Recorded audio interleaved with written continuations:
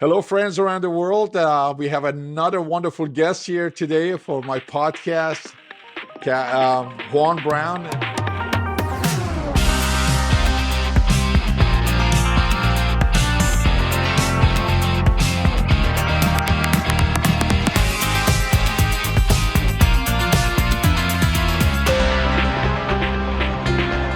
Juan, a little background on him. He earned his AMP right after graduation from high school and then attended the ROTC scholarship. After graduation, he was commissioned at the Williams Air Force Base with a undergrad program, and after that, he became a T-37 instructor at Mather Air Force Base here in California. Juan also flew C-130s, a T-37 and C-130 for the Coast Guard, and then joined American, not United, joined American Airlines, and currently he's flying the right seat of a 777 with over 20,000 hours of flight time, and he's a phenomenal on YouTube. He's got lots of followers, and he's very, very good at what he does. It is a pleasure to have you on board, Juan. Thank you for taking my invitation. You and I have become good friends, and I thought it would be really fun to interview you and have people see a different side of you that they have not seen in the past. How are Great. you? Well, good, real good. Yeah, we're practically neighbors here in Northern California. And when researching the United Airline engine failure there, I found out that Chris lives right here nearby in Northern California. So we've been chatting it up ever since. Couple quick things on the bio. C-130s, no, not Coast Guard, but Air National Guard. Air National Guard, yeah. Air Yeah, Guard, yeah. I'm sorry, And yeah. there was a stint of 141s in between there too. Did the 141s down at You flew Travis. the 141s. Awesome. Yeah, yeah. So I have a few questions for you, Juan. So so people can see a different side of you. This is going to be a very engaging conversation Mhm. between two of us, and share your experiences. I share some of my experiences of the past. As a lot of people know me as Captain Behnam, as with 30,000 hours of flight time. I've been with United for 38 years. Just recently retired. Flew You seven. did finally retire, right? They got you out of Yes, the seat finally. yes, Oh, yes, goodness. yes. So I'm busier than ever. Busier than ever. Good. So Juan, a lot of people know you as a voice behind Blanco Lario, and they're very familiar with you. Can you tell us a little bit about your journey? How did you go from military pilot to be a YouTube powerhouse and covering aviation safety? Can you elaborate Well, on that? I think the the key to the success was that I got in there early, kind of before anybody else really did, onto the YouTube thing. It started just as a hobby, goofing around with motorcycles and that sort of thing, and then, as most folks know, the spillway failure here at Oroville in 2017 is what really put the channel on the map. I took my little camera that I Oh, was when the using dam for failed, yeah. yeah. I took my little GoPro camera that I used for motorcycle rides and showed him the failure of the dam there from the Luscombe from overhead in a small airplane, the mighty Luscombe. And that just took off like crazy. Had a lot of questions, and that turned into a full-time job reporting on the Oroville spillway failure there and the Uh-huh. subsequent rebuilding of the entire structure, which was a 2-year long amazing engineering feat. I won the confidence of the DWR and Kiewit Engineering, the folks that were doing the work there, and was allowed to come onto the property and interview folks and just get a real inside view of that amazing engineering feat. And then that eventually wrapped up, and more folks wanted more information on airplane crashes. They saw I got the little airplane. They wanted information on that. And then they heard that I was an airline pilot. And then when something happened, they would want information. Well, this is where I reluctantly became a accident investigator on YouTube. I knew that I didn't want to get into this initially because I knew if I got into it, first, there might be a problem with the company that I work for. Uh-huh. And second, if I get into it, I'm going to have to do it exactly right. If I get some facts wrong, I'm just going to be laughed off of the stage Exactly. on YouTube. And so but I already had that head start with Orville. Uh-huh. And then we started covering some accidents on YouTube, and people really responded to it. And I learned real quick that you better just stick to the facts and say it as it is and leave your opinions out of it. I mean, you can do a little bit of speculation as to what investigators may be looking for, but Just stick with the facts. stick with the facts, and you don't need to be first with the story, but within a day or so, this news cycle is so fast that you got to get the information out pretty quick. Right. But so it's been an ongoing long-term learning since 2017 or so. So 17, 18, 19, so call it 19. So the last 6 years or so of getting into this. And now it's turned into kind of a full-time thing. I usually got to produce something, about at least twice a week, maybe 3 times a week. Usually drop something about 2 p.m. on the latest happenings. And then, of course, once you have an accident, you report on that. But then you've got the whole follow-up of the NTSB preliminary report and then the NTSB final report. And I find out a lot of folks, unfortunately, don't stick around for the final report. And that's the most important part. That We're really putting is. the last of the facts together here that we had an inkling of, but now it's a proven fact. And here's the lessons learned from that. Exactly. And sometimes that takes a very long time with the NTSB to get the final report. Yes, and that's been a problem. But it's coming down a little bit, about 1.5 years or so. But they've got a lot of people they got to contact and hear back from before they can get the whole report together. Right. Well, my next question is, what are some of the defining moments in your flying career? Whether it was military or GA, what shaped your approach to safety and risk management? You know, in aviation, we're always learning so much. I feel like I'm just getting a grip on it right now at age 62. And it's time to retire. You start your aviation career and you've got your attitudes and your ideas, but man, you really don't shape up it takes a lifetime of experience to really It's ever get a changing. professional understanding of the whole thing. And it never feels like there's never the perfect flight, right? So there's always something out there that you have to learn. What do you think? Yeah, what do you think? You've seen it all, you've done it all, something happens. And then something happens. I've never seen that before. Yes, exactly. And sometimes you just maybe don't understand what's going on, but your gut feeling is telling you, you know what? Delay the takeoff roll or check this thing out. There were many times that I've been going right to the whole short of the runway and this nagging feeling that something was going on. And he's like, yeah, I think we got to go back to the gate. He's just like, it could be that only comes with years of experience, and that's until you get those sort of intuitions. Yeah, people don't know that, what really goes on in the cockpit, the communication with air traffic control, with the dispatcher, with the flight attendants back there. You could have a perfectly fine airplane, but you're not going to get airborne for 14 hours if you got someone back there or a person that's acting weird. And because that could cause a problem. Or somebody, is just like, are you healthy enough? Are you really, emotionally all together? Because there are stories, that countless stories that I can tell of what happened in the past or in the airplane or technical that it really, as I said, is always ever changing. It's just like, even though we've done it for so many years, it's never a routine thing. It's always changes.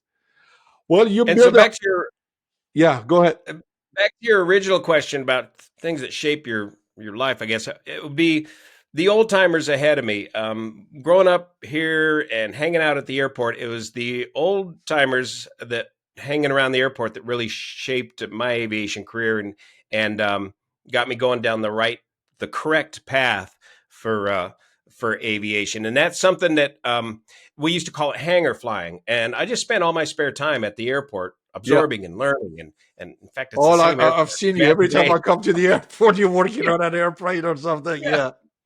And those were the guys that set me on the right path. And that's called hangar flying back in the day. And that's kind of what we're doing in modern day social media, YouTubing and that sort of thing. It's can cut both ways. It can be a good and a bad influence. But with the channel, we're kind of digitally recreating that hangar flying as we go over these accidents, and hopefully taking a generation's worth of experience and passing it on to the new generation of pilots. Yeah. And this program that I have, this app that we are using for us to communicate, it allows us to bring 3 or 4 people in. So that's Mm-hmm. great.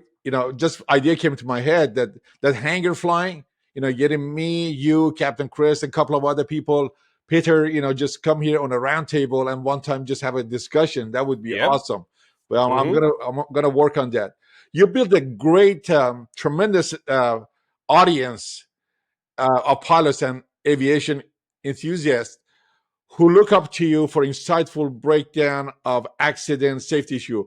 What made you want to take that role? What really started inside you that made you want to do that? Specifically regarding the comment section on the channel, the comment section is something you have to spend a lot of time with when you're first developing your YouTube channel. When you first get going on YouTube, it's very easy for your comment section to be taken over by trolls or people that want to misguide the conversation. So if you spend some time and run the trolls off and bring on board the experienced folks, and eventually as this channel grew, more and more of very experienced, the best in the business will eventually drop in and drop a comment and begin filling in a lot of the information that's been missing in this story. Mm-hmm. And so then over time, you can create one of the best, most informative comment sections out there on YouTube on these aviation accidents. Should you just Um, respond to those comments, or do you use those comments and just elaborate on those as well?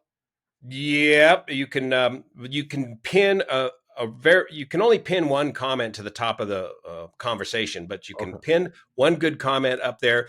What I go through is I go through and I read each comment. I click a little thumbs up button next to each one. After sometimes you got 1,000 comments, so I go Right. through the first couple hundred of them and and verify that they're on track. And by doing that, the smarter, better comments will naturally rise to the top of the conversation, and that Yeah. really helps keep the conversation on track and keeps and makes the channel a great resource to have that information down there in the comment section. Right. Right. But sometimes it becomes overwhelming. I mean, some of the videos I put out on Instagram, with 400 some thousand followers. One of them, I think, hit like 5 million views with Oh boy, 15,000 comments, and I'm like, how can I respond to all of this? So I go, yeah, that just make a short video and tell them I love you all.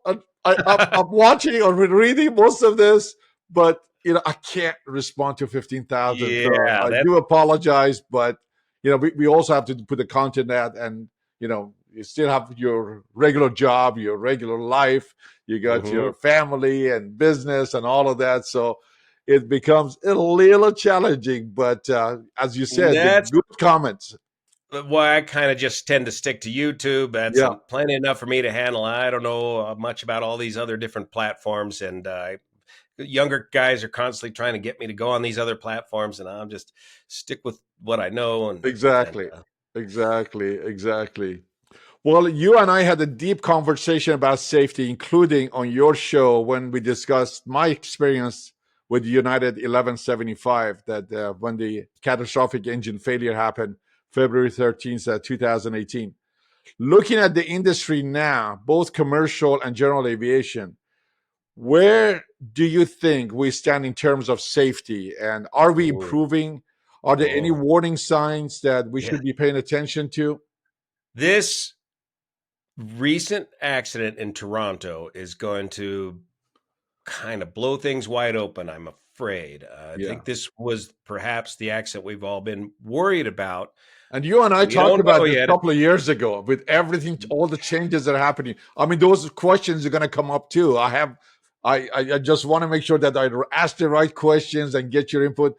And, Yeah. we're going to go towards that. But, you and I have been talking about this, all the changes happening, the new pilots coming on board. And there's so many things that people want to know that, you're the best person to ask these questions. Here's what we've been worried about all these years, and we have yet to determine it specifically in the Toronto case, but it's going to come out pretty soon, I think. The big problem is just the overall turnover in the industry. So many of us, Chris and I, we're all retiring. We got on at a time when hiring was okay, but not great. For example, I'm a May I career say something there? I don't think I Yeah. retired. I got fired. You I got said, sacked? no. I mean, at age 65, I still look good. I feel good. I've lost 30 pounds and I'm as sharp as ever. So I tell people that I'm fired at 65. Day past Okay. my birthday, they say you can't fly anymore. Well, I mean, commercially that is, but That's right. That's yeah, the just I rule. mean, that much experience going away, it really is a shame. It really is a shame. That's right. And that's the problem the industry is facing right now is this huge turnover and the huge amount of retirements. It was exacerbated a bit by the COVID thing where a lot of early retirements were offered to a lot of very experienced crew members and they got out, and then the airlines reemerged stronger than ever and they were short of pilots. And so now we've just exacerbated this pilot shortage program. And so folks are just jamming through the training program and a training program that has been altered by the Colgan Air disaster, requiring a 1,500-hour minimum requirement before you can even get on the airlines to begin with. And so it's created a lot of training problems, and we've got some experience problems out there in the cockpit today. We've been seeing a lot of close calls. And we're not just talking about pilots either. We're talking about mechanics and air traffic controllers, the entire industry. Yeah. A lot of close calls with the ATC controllers, but well, now we've had 2 in a row now. We've got the DCA deal and the Toronto deal. I mean, we will talk about those two as well. It's just like it's been it's sad. It really is sad. People are beginning to realize now what my crew and I did over the Pacific Ocean, lose an engine with the right wing practically not being flyable because of the drag, when that cowling let go. And, what pilot do you know that the top of descent has a max thrust on the good engine to maintain 1,000 to 1,200 feet per minute? All the stick and rudder, all my experience of life, keeping things balanced, whether it's balancing rocks, whether meditation or sailing, which is all, again, balancing with nature, came in because there were no checklists for what we did. And, you have this catastrophic failure over the engine, over the Pacific. The fact that we landed the airplane, saving 381 lives, now people are beginning to realize what a great thing that was. Last few months, all the crashes, and that's 737 in South Korea hitting the barrier. I mean, there's a it's just like saving lives. It's just like, it's just. Yeah, your case is a classic example of experience and remaining cool under pressure, and with a strong will to survive. You put those 3 together, and you're probably going to make it. Yeah. I mean, obviously, I can't see back there. The 3 of us in the cockpit and 300. We had 381 people on board, or souls on board, and 378 sitting in the back. You don't see them, but in the cockpit, I really had to tell myself, I am leading this team. I am leading this group. So I cannot break under the pressure. I have to be really, really determined and really cool. And one of the things that my co-pilots told NTSB was that every 5 minutes, Captain Behnam would turn around and say, forget what just happened. Let's focus going forward. Because, as pilots, when you do something and you just like get that whirlwind and it just like, it kind of sucks you in. And, you got 3 professionals sitting in the cockpit, but only one has the control in his hand. And everybody's safety depends on what happens in the cockpit. And I tell people, Juan, that when you and I fly somebody from point A to point B, when somebody goes and buys an airline ticket, for example, Mhm. they're not buying anything tangible. They're just buying a promise. It's Yeah. not the coffee you drink, it's not the car you take home, it's not the clothes you wear. You're just buying a promise that we as pilots take you from point A to point B safely. Is nothing tangible. And I take that extremely, extremely seriously. Whether it's flying a jumbo at 777 with 364 people, or flying my single engine airplane with my girlfriend, fiance, or my kids on board. And it's this sense of responsibility that needs to be instilled on the next generation of pilots. We're not just doing this just for the money and the time off. There is an enormous responsibility. And if you get it wrong, the consequences are just devastating, not just to you, but to everybody else. Yeah. Yeah. I mean, it's not just affects you and the people on board, the families and all of that. Just like I get emails from people that we saved that day. Some of them got married, now they have kids, they have grandkids. Very, very grateful for that flight. That successful outcome. Yeah. Well, you analyze a lot of high profile aviation accidents and incidents. Are there any recent cases that stands to you as a must learn moments for pilots? Well, there's going to be. We haven't got to the bottom of them yet, but like you mentioned, the Korea, the deal in Korea, what happened there, we don't quite yet know what happened there, but there's going to be some huge lessons come out of that. We're still struggling to try and figure that one out. Each and every one has its own series of things to learn. Recent ones, Alaska, the caravan Yeah. icing. Don't enter icing in a caravan with a full load. I mean, excuse me, don't enter holding in Yes. icing conditions in a caravan with a full load. Yeah. Um, and these are lessons we can demonstrate right away without waiting for 2 years for an NTSB final report. We can. These are old lessons learned over and over again, and they need to be restated each time one of these accidents happen. And just looking at the facts at hand, here's some of the old lessons we need to relearn each time this happens. The the DCA mid-air collision is going to be a procedural situation of how did we end up with a system that allowed that close of a passing of aircraft in the first place under strictly visual That rules. is just Did you ever blows my know? mind. We're airline pilots. I knew there were helicopters there, but did you ever know that they were passing that close underneath you on a regular basis? I Uh, mean, I did that river visual approach to yeah, DCA on the 757s many, many times. As you know, you cannot even enter the airspace around the White House unless you get a special code on a transponder. You got to verify it, then you come down. And we are under controlled, in a controlled airspace is a very strict area, and you just stick with the procedure, and yes, then you trust the ATC, you trust the environment around you to be clear to go on final. So, I tell people, 1 mile, when you're away from the runway, 400 feet, it's 40 seconds. You got your gear down, your flaps down, you're focusing on the runway. You've done this crazy approach, making sure you don't deviate, don't get too close to the White hmm House or the monuments and stuff like that. Then you focus on that, and then they tell you there are traffics, and you trust those pilots to maintain the separation. yes. And it's just like, as you know, accidents just don't happen like that. Accidents are not like earthquake that right now we could get hit by an earthquake. To No, me, and this one was a classic case of an accident, long time coming. long time coming, maybe back on the ground, like what Oh yeah, everything that years ago. happened.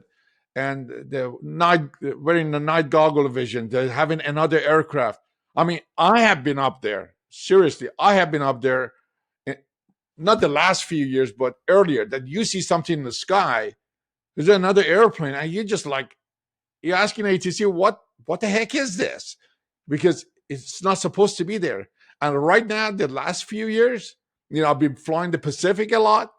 You go over the ocean, the sky has changed. Yeah. With all this Starlink is Elon Musk Starlink, the is sky a has changed. I mean, mystifying force. Yeah, for it's years and years and dazzling years, out there. you could see the stars, and to see 5 or 6 stars in a line, like an eye moving through the sky at the same time. Very weird. It really has become weird. For years. I mean, I used to fly to Australia and New Zealand. You see the Southern Cross. I mean, you just look for it. It's Mhm. upside down, and you knew what star is where when Venus comes up. But I've been shocked up there. Looking at things.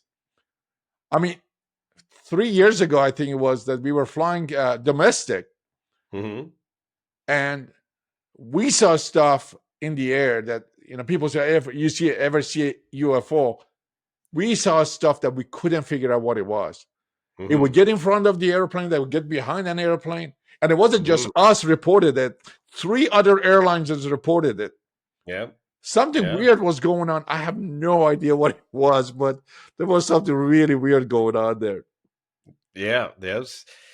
It's a changing atmosphere out there. And then we've got space debris raining down on top of us from rockets that are exploding overhead. We got to make way for that now. I know, man. Things are changing. Things are changing so much. Well, we both seen automation help improve safety, but Mhm. there's also a risk of losing skills, Oh yeah. and stick and rudder kind of thing. What are your Mhm. thoughts on the balance between automation and manual flying? Because I personally have my own opinion, and I want to hear what yours are. I generally stick to the company policy of, you're going to be flying this 777 for 16 hours. You're only going to be hand flying it for the takeoff and the landing, so leave the autopilot on. You're going to need to save your energy for that, and the automation is going to really help make the operation a much safer operation. We're not turning the autopilot off at 35,000 feet and hand flying this thing all the way down through a sit. Now, that being said, yeah, your skills are going to atrophy. But the last time this happened to me, Mike, if you're out there, you'll remember this. um, I said, he wanted to do just that, turn the thing off at 35,000 feet and hand fly. And the captain said, no, we're not doing that. And I piped in from the behind. I said, Mike, just go ahead and go. You got enough money now. Go ahead and buy your own airplane and fly that as much as you want to with the autopilot off. And that's kind of one of, jokingly, but one of my solutions to preventing the skills from atrophying so much is to maintain and operate your own airplane at home to keep your Hand skills up, fly, the and stick and really rudder don't is feel still backwards. very, Yeah. very important. Yeah. Yeah. Yep. I made sure when I was flying, Juan, every other leg, I would hand fly it up. And, sometimes if everything was great, I mean, I wouldn't Mhm. do it in a very complex aerospace or thunderstorms coming out of Hong Kong, or, bad weather, communication issue, or having a co-pilot that is new in the environment. As a training check captain, which I was, on a 737 for 3 years, then on a 7576 for 15 years, and then on the 777. You want to set the example. The guys get comfortable with flying the airplane. Some guys are actually scared of flying, and Mhm. it has become such that always automation. And like in my case, when the engine blew up at 36,000 feet, You went to hand. autopilot went bye bye. Yeah. Autopilot went bye bye. Most Yep. of the instruments were gone. So you had to really rely on your stick and rudder and your gut feeling. Mhm. As you and I talked about it, like the ICAS that we have on the airplane, the engine sends messages to the lower ICAS that the health of the engine. Mhm. And when the engine blew up and took the EECs with him, the last picture or last image was in the cockpit in front of me, and that stayed there for about 30 seconds. That was the longest 30 seconds in my life. because here I have a 777 rolling almost on his back, 45 degrees of bank. My body says, go ahead, control it, left aileron, left rudder, stop the roll. We did, but she wasn't coming back. And then again, going back to what I had learned, my nose pitched up, the angle of attack is high. And I'm like, gotta lower the nose, man. Gotta lower the nose. Yeah. And I was sitting back, my seat was back from the yoke. So I was running out of room. So I asked Paul, push the nose over. We did. We brought it back. Now we're flying straight and level, and my eyes are on my instruments, and I have two good engines. And I'm like, what the heck is going on? Yeah, that's because it was did we lying lose to an aileron? Did we lose something happened to the tail or horizontal stabilizer? Why the airplane is doing this? It felt like, as I told you before, like we hit the brick wall at 500, 600 miles an hour. And now all the shaking, but they're two good engines. And after 30 seconds, the image on the right went out. Yeah. And I'm like, severe engine damage. Run the checklist, except it's electronic checklist, right? So he couldn't push the button to get the checklist up. And that's why the third guy in the bag, Ed, he had the he had his iPad, and he was able to look. I talk about miracles happened that day over and over in my speeches as I do keynote speaking, with organizations, and that, I really believe there were 5 miracles happened that day that we were able to save, and we'll get to that sometime later. The other question I had: there's a lot happening with pilot shortage, right? Yep. Yeah, we started talking about this earlier, but I wanted to hold that question for, your answers for this question. A lot of shortages happening with the pilots, ATC, mechanics, everything in aviation, because people, if we call ourselves the baby boomers or whatever, we are retiring. They're kicking us out. And the training pipelines and regulatory changes, are there areas where you think we could do better as an industry in aviation industry? Well, that's kind of a wide open question, but there's always room for improvement. But if you got a shortage, you got a shortage. You got to backfill them as best as you can. And there's really no substitution for experience. So we've just got to have the most robust training programs that we can, and we've got to weed out those that aren't cutting it. That's something we've been a little bit weak on, is we've been allowing people to progress. I went through military training. I was a military instructor. It was my job to identify and eliminate. It was not my job to get anybody through a program. We start with a class of 50 students, and we'll probably weed them down to 25 or 20 that make it through the process. And that's why there are some of the best pilots in the world, right? With that type of training, when they come to a major airline,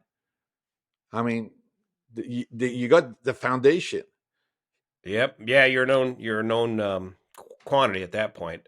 If you made it through military training, got your wings. Yeah. Especially at the time. Now that varied with the needs of the Air Force at the time, but I remember when I got hired by United in I got hired and fired the same week because there was a strike at that time. Great. So let's say I started in 87, we put that behind us, and that's a conversation for another day. But it would take almost 19 to 20 years to make it to the right seat of a 747. So, I still can't get to the right seat of a 777 out on the West Coast here because of my seniority and the way things are going. But kids that are getting hired these days, what do you see right to the right seat? I flew with guys, regardless of their experience, they're getting hired off the street into the right seat of a 767, right seat of a 777 or 787. And it's like, sometimes, and the type of flying we do is basically straight and level for 14 hours, 12 hours, 10 hours, whether it's to Europe, Middle East, or Africa, or Asia. You're not going to get a lot of experience. I would we start talking, and he You said, want to start on the domestic with short haul, with getting all those flights into all those different airports, seeing a variety of airports and weather and yeah, even airframes. I mean, geez, I spent more time in training going through different airframes because of the vagaries of the whole industry. But yeah, to go straight to the right seat of a big airplane and stay there for the rest of your career is you don't get a lot of breadth of experience no, doing you that. don't. You don't. And, then you go from that right seat of a heavy jet flying over the Pacific or Atlantic, but two, three takeoff and landings a month, or being on reserve and not flying. You have Hmm. to go every 90 days in the simulator just to do your bounces, takeoff and landing. Yeah. And then they choose to go as a captain on a small Mhm. airplane. Now You you're know, in that. Now you're into the frying pan of the fire, boy. Yeah, that's yeah, something. and then you go to Denver or Chicago with the winter storms, and I mean, I That's a big challenge for the training department and everybody else. Holy cow! And yeah, for your first officers, you're putting your first officers under a lot of stress too when they yeah, yeah. exactly, exactly. There's a huge difference between the airline ops, as you and I know, and general aviation. Where do you see the biggest safety gaps? Because whether Mm. somebody going from general aviation for a few months to a commuter to build up some flight time so they can hit that 1,500 hours and get on with the airlines. Where do you see the gap, and what needs to change? Mm. Uh, well, here's my soapbox on all that. Yeah. Um, I think that we should go back to a 500-hour requirement to get on with the airlines. I think we're spinning our wheels with this knee jerk reaction by Congress as a result of the what was the crash years ago, the icing Colgan? Colgan Air Yeah. deal. That's Congress mandated the 1,500-hour requirement ATP before you could even begin to interview with the airlines or get on with the airlines. In my opinion, you'd be better off getting to the airlines with about 500 hours and working in the right seat on that short haul domestic market in that relatively safe and protected environment, getting the kind of experience doing the job that you're going to be doing for the rest of your life until you've got the 1,500 hours, and then can get your ATP rating, and then you can begin to upgrade to the left seat. And it'll alleviate a lot of this problem that you just talked about, somebody going straight off the streets to the right seat for a few years and then switching to the left seat. Um, and the other part of that is that if you're just spending 1,500 hours in general aviation, just racking up time flying around a flagpole or some other some kind of these sketchy general aviation jobs, that's not necessarily giving you the best kind of experience that you need for the airlines either. So in the big picture, and maybe this Toronto thing, maybe if we see a couple more episodes of this, maybe more people get on board with this. But in general, the public says, "Oh, I want a more experienced pilot. I want 1,500 hours." It sounds good on paper, but in Yeah. reality, I think it's become a liability. And I think we should go back to the original rules and the rules of the way that the rest of the world has been doing it for a long time. Now, there's other problems in other parts of the world with low time pilots and their training programs, but I I think say bring them back I on at agree with you 500 hours. 100%.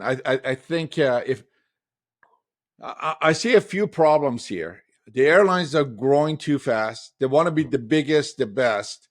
New routes, more heavy jets coming in, which we love if you're experienced. But Mm-hmm. to get someone off the street, and you can teach a monkey how to fly. And when I was talking to Peter the other day, mentor pilot, I said, there is a difference, in my opinion, between a pilot and an aviator. That's right. A driver or an aviator. Yeah. Exactly. A pilot, to me, is a guy that pushes the barge down the Mississippi River. Yeah. You go to Miami or cruise Fort Lauderdale, you see all these tugboats that pilot. There's this Well, guy I think the goes there. barge pilots are going to disagree with you on that, but go ahead. But no, I mean, but being an aviator is slightly different. And I really wish there was a program that airlines would hire pilots and have 50 hours or 100 hours just emergencies, whether it's a single engine or whatever. Just get the pilots to think, because when you get too comfortable with your job and nothing happens, and that's my next question, and then you end up having an in-flight emergency. I mean, you have seen, and I've seen, perfectly fine airplanes is a human factor or an error that causes an accident. We are trained how to deal with emergencies that airplane can throw us, hydraulic failure, engine failure, and we practice in the simulator so much. But when it happens in reality, and too close to the ground or too far from a runway, what do you do next? Every pilot wonders, how would I handle an in-flight emergency? You've covered many accidents. Has your perspective on emergencies changed over the last few years? Well, in general aviation, the accidents in general aviation are usually caused by aeronautical decision making, pilots putting themselves into a untenable situation to begin with. So the entire accident can be avoided just by making better decisions, often better decisions on the ground before you even begin to put yourself into an untenable situation. Once the emergency happens, you're just going to fall back on your training, and it's going to be the training that's going to save you. Now, what kind of training is going to save you? Right, only the good kind of training that you've got experience with. The thing with this channel now is that I've seen so many weird things that I'm attuned to things, to seeing things happen before they actually happen. I can see things begin to unfold. It's like I could begin to start reading an accident report before the accident happens.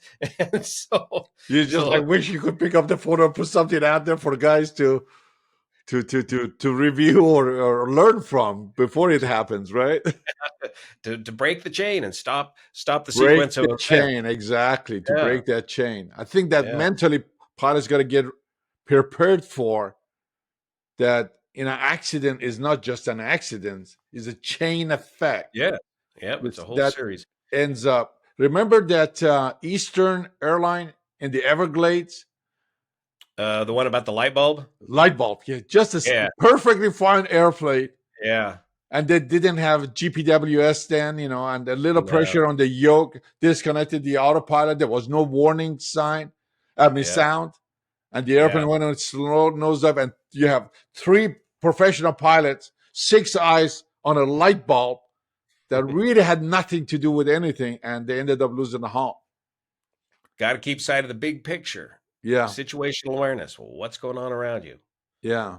In the simulator, of course, when things goes wrong, you can push the pause button, stop, talk about it, or you screw up, you do it again. But up there, you don't have that chance. You don't have that chance to do that. Juan, for me, my date with destiny, I always say that there's a purpose for us on this earth.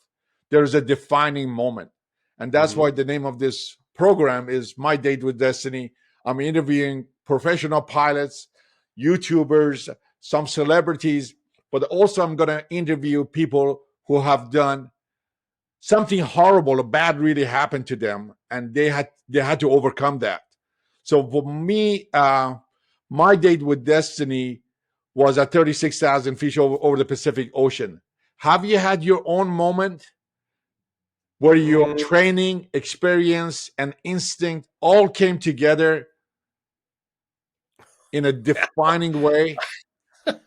I almost had a date with the end very early in my aviation career, and that gave me a profound amount of respect for the endeavor that I was about to undertake, becoming a pilot, and so that put the fear of death in me. But would you like to talk about it? Would you? Yeah, sure. it was just a real simple case of density altitude, misjudging aeronautical decision making and making a poor decision regarding density altitude. That wasn't in Lake Tahoe, was it? It was in Beckworth, California, very close to Lake Tahoe. Yeah, I yeah, had the experience at Lake Tahoe with the density altitude that I'm yeah. telling you, what I learned from that lesson saved Hmm. United 1175. See, you learn to Because fly just an knowing underpowered the airplane. knowledge of aeronautics, what Hmm. happens to the wing of an airplane, what happens to the lift, drag, angle of bank, and all of that. That Yeah, I want to tell that story sometime. It was really, I mean, profound. So yep. tell me about yours.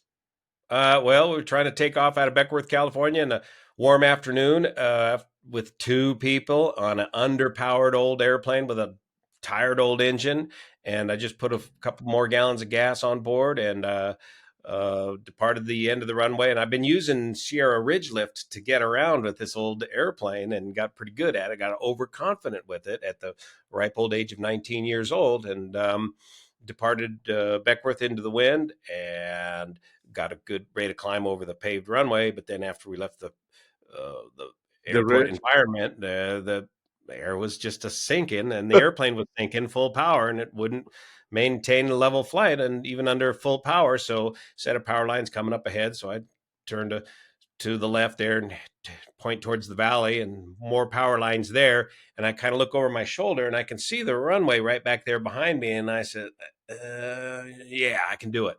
And I made a bid for that runway. Well, even full power, turning downwind, just tickling the stall on that old Taylorcraft. It doesn't have a stall warning indicator. It's just Uh-huh.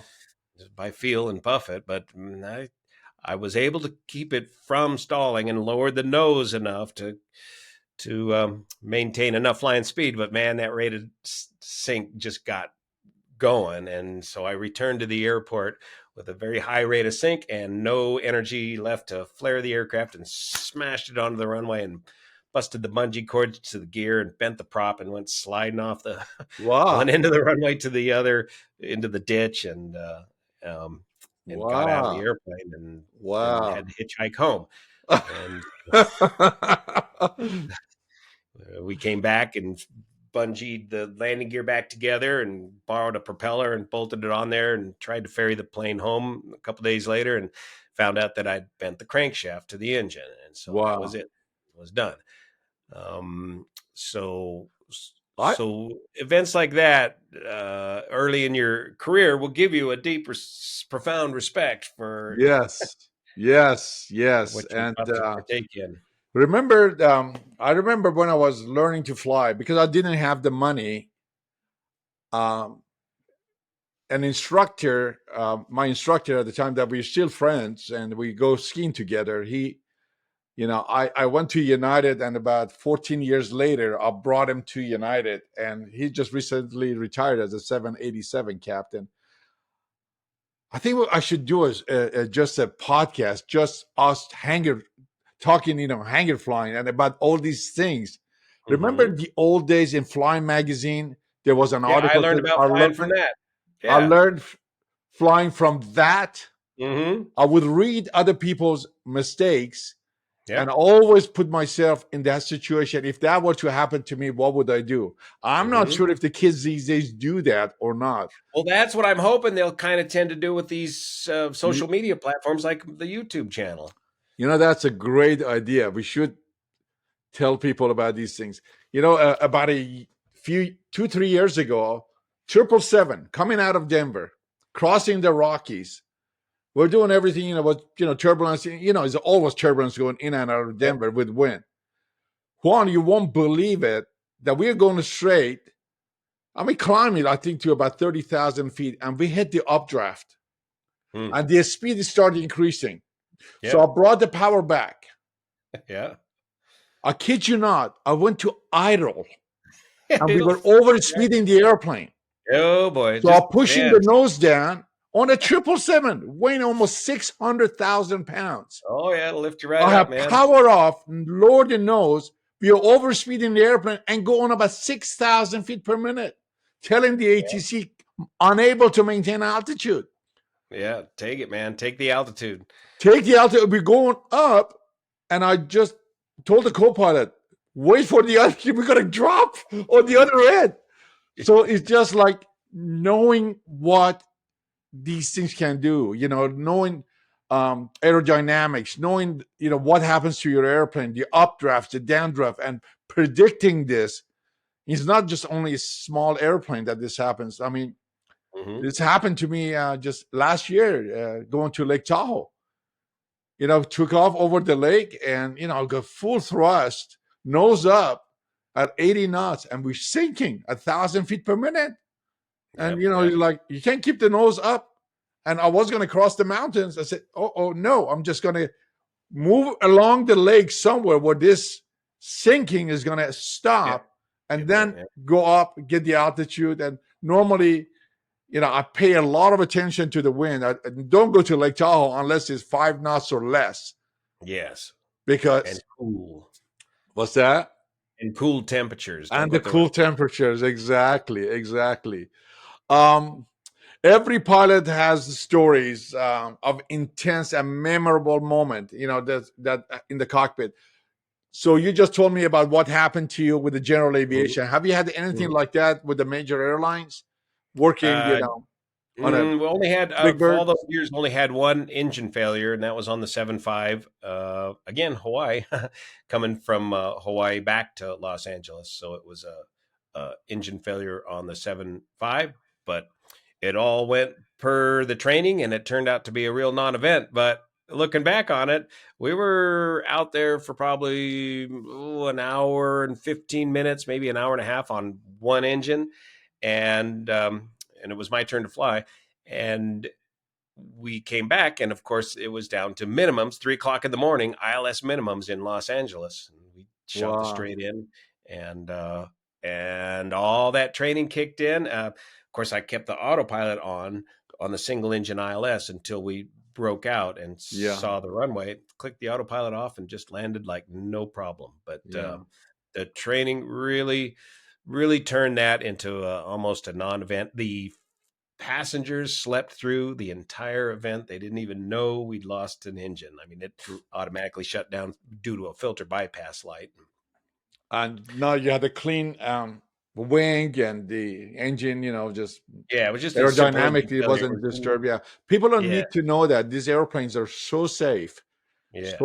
that, like you said, you can fly on one engine and Mm-hmm. without a problem. I mean, I've had many times we lost an engine or we had the hydraulics or the oil pressure went down. So, yeah, as a precaution, you shut the engine down and it's fine. But when something goes wrong, like what happened to me, when it was a first in the history of 777 that the engine disintegrated the way it did, Yeah, yeah, that was a historic first. uncontained. Yep. And people were asking me, Captain, did you have fire? Well, we were on fire, but we didn't know it because when the Mm-hmm. cowling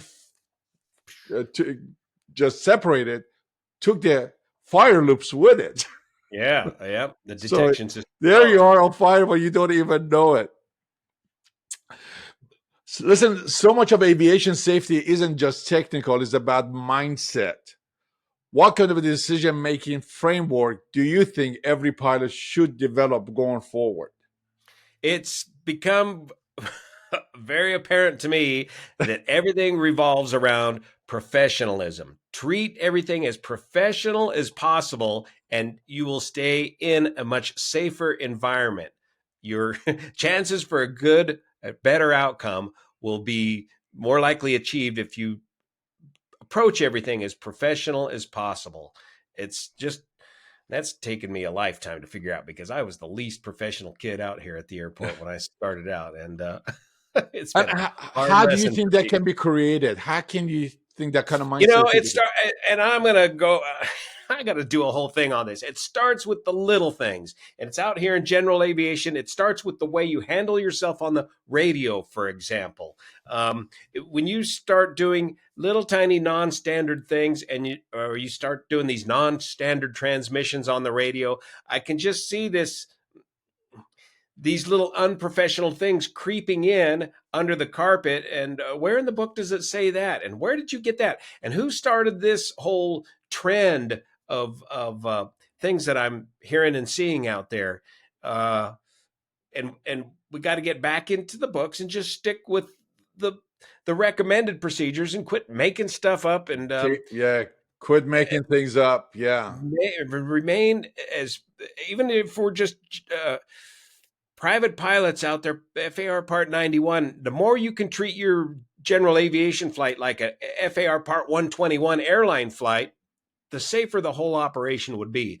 The problem is the kids out there in Part 91 have no idea how Part 121 operates. Yeah, and it is up to you and me through these channels to share with them, because people think that I did something tremendous. No, I'm just a regular person, with a big dream, and went after it and was fortunate enough to get on with an airline. And many things happened in my career that I could have lost my life, but because aviation is highly regulated, if you stick with stuff that is in the book, do not deviate from it, do not create a trend, be professional in your approach, be professional the way you look.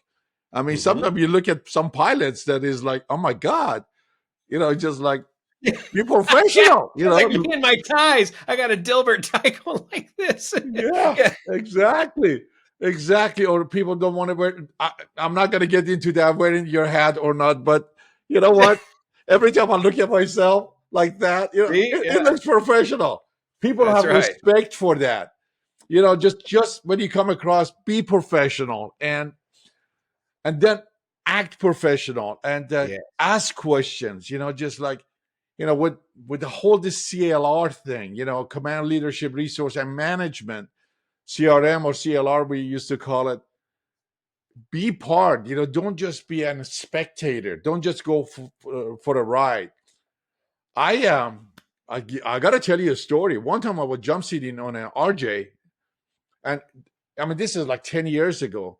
The co-pilot was brand new, and I noticed the captain was doing things that, even though I don't know the procedure, but that he's doing things that is not SOP. Mm-hmm. And I knew that the guy on the right is cringing, and I'm cringing in the back, and I'm like, I'm sitting in the jump seat. You're jump seating. You're saying you're jump seating. Okay. Jump seating, and long story short, I think I should make just a video about all of these things. With 2-3 of us sitting on the round table and telling war stories.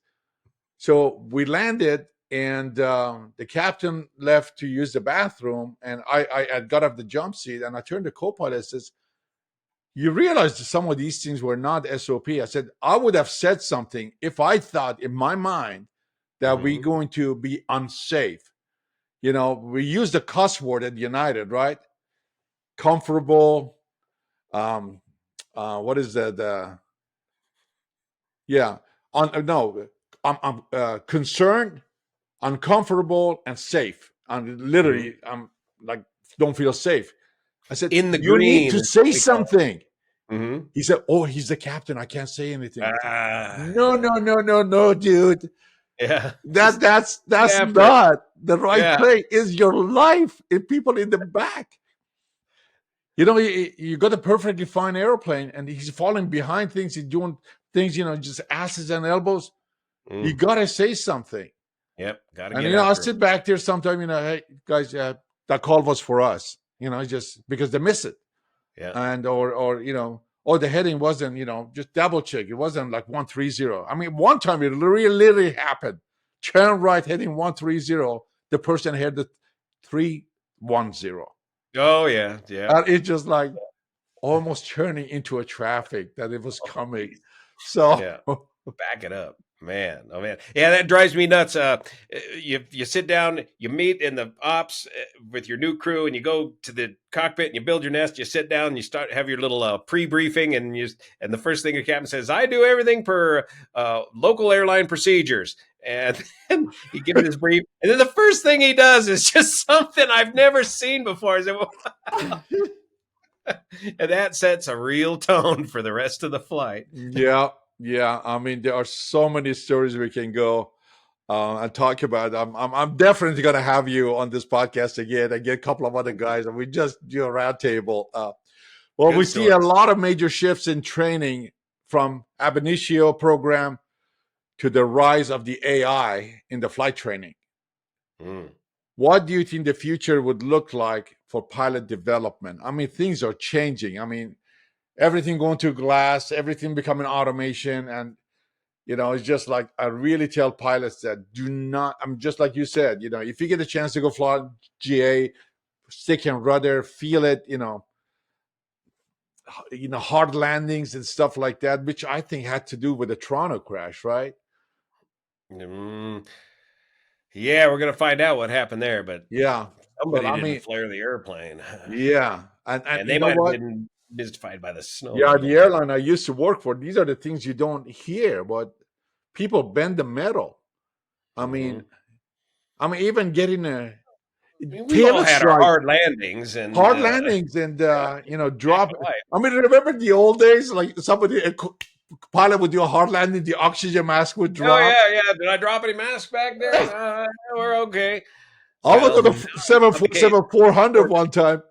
I was on a 747 400 and I was a bunkie. I wasn't flying co-pilot because, you got the captain, you got the co-pilot, Right. and you had Yep. two Yep. bunkies or, we used to call them cruise brothers, right? Sitting back there. And the co-pilot did Film this. critic and what was it? Food boy and film critic, FB and FC. We call them cruise brothers or bunkies because they're always in the bunk or, Uh-huh. just there for a cruise. Um, but one time the co-pilot did such a hard landing, the oxygen mask came down. And the captain said, "You got to go back there, put them all back up by yourself." Of course, that was a mechanic's job, but some of those airplanes can take a really beating. And I started telling the airline I used to work for, they did a tail strike on an A319, short, stubby airplane. I mean, how can you even get a tail strike? How Mm. fast do you have to pull the yoke up Yeah. to hit the tail? That airplane was totaled. And they Mm. landed a 767 and buckled the fuselage. Yeah, that's happened before. Yep. Yep. I've seen the pictures that, from the inside the cabin, you could see light outside. Yeah. Yeah. And, things like that you just can't fix. You got to ride off that airplane and junk it. And They've what done is, some amazing repairs. The latest big fuselage buckle at United, they did get that one repaired. which one was it? The I'm 75, trying to remember now which one was the latest one. I just did an update on it, but 75 or they 76? Yeah. showed a picture of the 7.6 Yeah, repair really? Oh my goodness. Oh after my one of goodness. those deals. That my airplane, that actually, when I had the catastrophic engine failure, the one of the blades came off and hit the fuselage, and you Yeah. covered that, but it hit the stringers, the hardest part. If it was Mm-hmm. 4 or 5 inches higher or forward, it would have either break the window, that we would have Mm. depressurized explosive decompression at 36,000 feet, or Just on top of everything else. and yet on top of everything else. And if we could successfully dive down to 10,000 feet, 200 miles out, They wouldn't have made it to the airport. no, I'll Yeah, be if at you the needed bottom of the to that ocean, right? altitude. Yeah. Yep. Yeah, yeah. Mm. So, and they fixed that airplane. They fixed that airplane and it's flying again. And, with a Mhm. big giant patch, like 4 or 5 layers on top of Uh, each other, that airplane is flying again. So, what about the AI and the flight training? What do you think is going to happen? don't know. Don't know how that whole AI thing's gonna play out. I mean, I'm starting to begin to use it in my research, and I'm finding it somewhat useful. And it's a quick way. It's a quick way to learn. But we got a DPE here on the airfield now, and she's having a heck of a time getting students to pass. And she's seeing the trends, and the trends are with the instructors. And Or actual DPE that is shutting people down, not letting them just pass? not, oh no, yeah, she's only getting about 75% pass rate right now. She's working with a lot of students from a 141 school, foreign students, and that sort of thing. And the big trend, well, now is of course the younger instructors that are not passing on the tribal knowledge. But one of the fundamental problems with the new generation is you got to read the books. A thing called reading, Yeah. and that's something we don't do so much anymore. And I can't think of the last time I've sat down and read a good book. I'm too busy looking stuff up on the internet and then doing my research with AI. So spending the time to get in the books and learn what the actual regulations and rules. Um, from the original source is becoming a lost art and a real problem in overall training. Yeah. I started telling you because I didn't have the money to fly. The instructor that was my instructor at the time, he says, "Go do all the ground schools.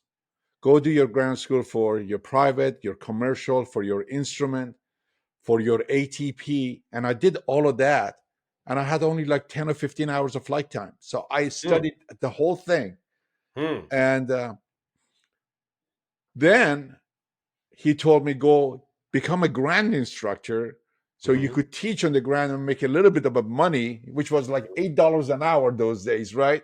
Hmm. And by the best way to learn is To teach it. If to you can teach it. teach it, then you know it. Exactly. And I think that foundation, that's what I'm talking about, defining moment. That's what I'm talking about, a purpose in life.